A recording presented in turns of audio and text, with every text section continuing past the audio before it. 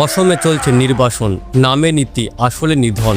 হাজার হাজার পরিবারকে বলা হচ্ছে এই মাটি তোমার নয়, তুমি দেশ ছেড়ে দাও। কারা এই পরিবারগুলো? তারা দিনমজুর, চাষি আর দোকানদার। তারা হিন্দু ও মুসলিম। তাদের দোষ একটাই, সরকার বলছে তারা এবিএনএ মানে তারা বাংলাদেশ থেকে আগমনকারী অথবা অবৈধ বাংলাদেশের নাগরিক। কোন কাগজে প্রমাণ হলো, কোথায় বিচার হলো, কে ঠিক করলো কে ভারতীয় আর কে বিদেশি, তার কোনো জবাব নেই।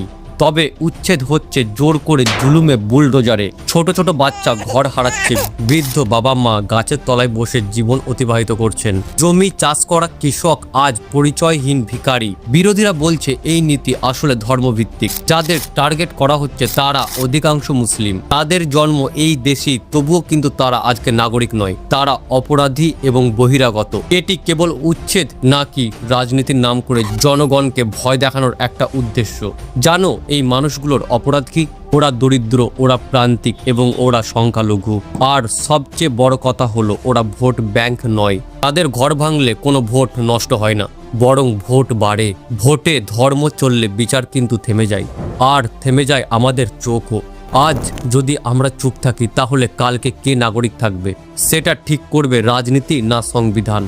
ঘর ভাঙছে মানুষদের, কিন্তু ভাঙছে আরো কিছু, ন্যায়, মানবতা ও ভারতবর্ষের আত্মা। নাগরিকত্ব কাগজে নয়, ইতিহাসে থাকে। এই ভিডিওটি ছড়াও, কারণ সত্য চুপ করে থাকলে অত্যাচার বাড়ে।